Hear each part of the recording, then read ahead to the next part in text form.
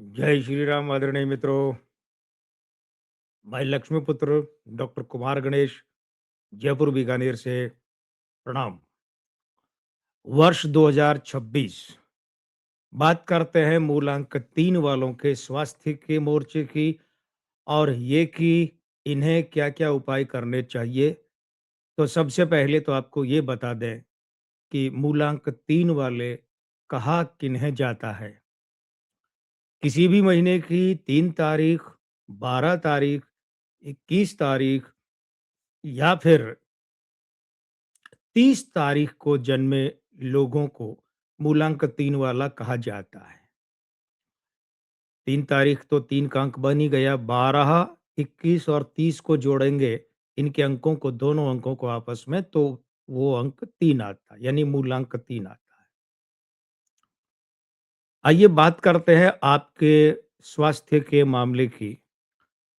वर्ष 2026 में आपको स्वास्थ्य के मोर्चे पर अनुकूलता रह सकती है।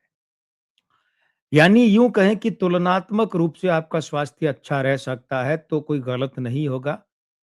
अगर आपने 2025 में कोई जाँचें करवाई हैं स्वास्थ्य संबंधित और अब जाकर उनकी रिपोर्टें आनी है या अंतिम विश्लेषण आना है, तो वो आपके पक्ष में आ सकता है, सुखद रह सकता है। अगर इस वर्ष आपको स्वास्थ्य संबंधी कोई जाँच करवानी पड़ेगी या जाँचें करवानी पड़ेंगी, तो उनका जो निष्कर्ष है, परिणाम है, उनकी जो रिपोर्टें हैं, वो भी आपके लिए सुखद रह सकती हैं, पक्ष में आ सकती हैं। तो एक तो ये अच्छी बात आपके लिए हमें इस वर्ष दिख रही है। आपको ध्यान क्या रखना है? आपको ध्यान ये रखना है कि पर्याप्त आराम करना है। देखिए, कुछ लोगों का ये कहना होता है कि साहब हम तो गधे की तरह भागते हैं, दौड़ते हैं, है ना? इतना परिश्रम करते हैं, परिश्रम बिल्कुल करना चाहिए, मानव को परिश्रम करना ही चाहिए। लेकिन अंक 3 वालों को 2026 में परिश्रम इस भांति करना है कि बीच-बीच में पर्याप्त आराम भी शरीर को देते रहना है और आपको इस बात का भी ध्यान रखना है कि न सिर्फ आपको अपने शरीर को पर्याप्त आराम देना है, बल्कि आपको अपने दिमाग को भी पर्याप्त आराम देते रहना है। और उसका सबसे सरल तरीका क्या है कि दिमाग पर फालतू का बोझ न डालें, व्यर्थ का न सोचें, अनावश्यक चिंताओं में न पड़ें। भई बहुत सीधी-सी बात है, जो आपके वश में नहीं है, उसका शोक करने का क्या लाभ? जो आपके नियंत्रण में है या हो सकता है, बस उसी की चिंता कीजिए।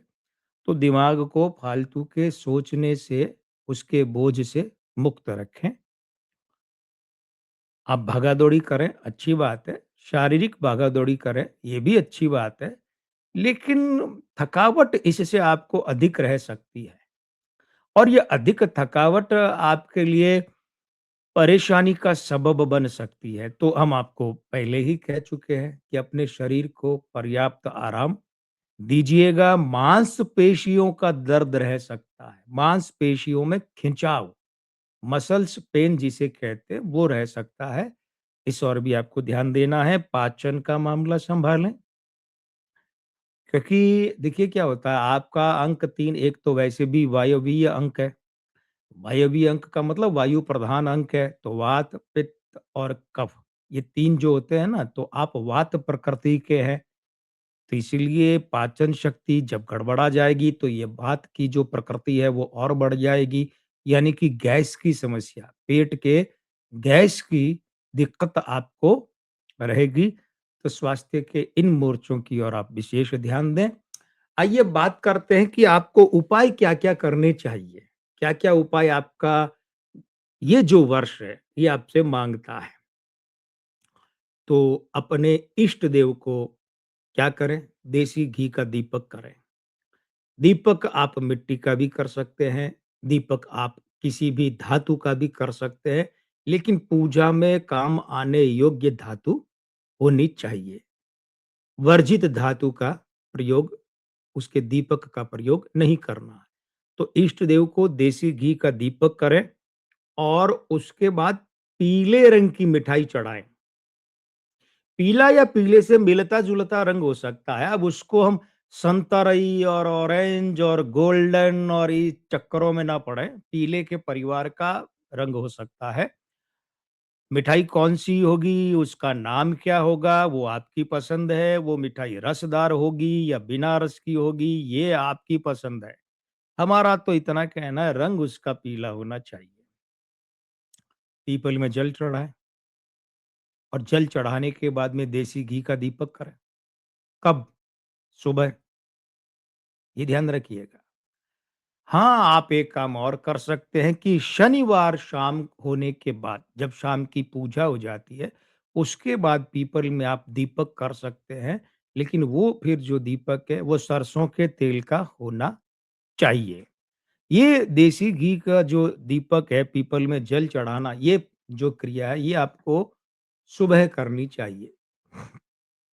भीष्म स्तुति का पाठ करें, ठीक है? भीष्म स्तुति की जब शरशैया पर लेटे, शरशैया मतलब बाणों की शैया, बाणों के बिस्तर पर लेटे भीष्म पितामह ने अपने पास आए वासुदेव, योगेश्वर भगवान श्री कृष्ण को देखा, तो उनकी स्तुति करने लगे। क्योंकि भीष्म पितामह का प्रभु श्री कृष्ण से अद्भुत संबंध था। तो वो जो उन्होंने उस समय प्रभु श्री कृष्ण की स्तुति की, वो भीष्म स्तुति कहलाती है। भीष्म स्तुति का मतलब भीष्म की स्तुति नहीं, भीष्म द्वारा की गई स्तुति। ये ध्यान दीजिएगा। जब हम कहते हैं श्री राम वंदना, तो उसका तात्पर्य होता है कि प्रभु श्री राम की वंदना। लेकिन भीष्म स्तुति का तात्पर्य है भीष्म द्वारा की गई स्तुति। किसकी? प्रभु श्री कृष्ण की। इसका पाठ करें। और आप जब पीपल में जल चढ़ाएँ, जो आपको बताया ना कि देसी घी का दीपक करें, तो वो जो जल चढ़ाने के बाद में वो जो पीपल की जड़ की मिट्टी है, वो मिट्टी लेकर उसका खड़ा तिलक ऐसे कर सकते हैं। आप इतनी सी लेकर यहाँ बिंदी के रूप में भी लगा सकते हैं, लेकिन माथे के लगाएँ। आप वो मिट्टी माथे में यहाँ डाल भी सकते हैं। उसे माथे में डालना कहते हैं, माथे पर डालना नहीं कहते। और एक बहुत सरल सा घरेलू उपाय, आपको चाहिए कि आप समय-समय पर अपनी संतान को उसकी प्रिय वस्तु भेंट करें।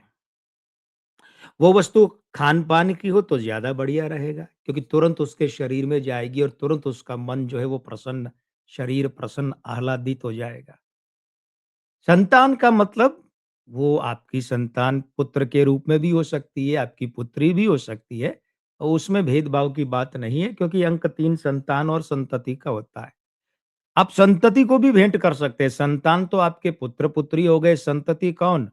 उनके पुत्र-पुत्री यानी पोता-पोती, नाती-नातिन, आप उन्हें भी भेंट कर सकते हैं।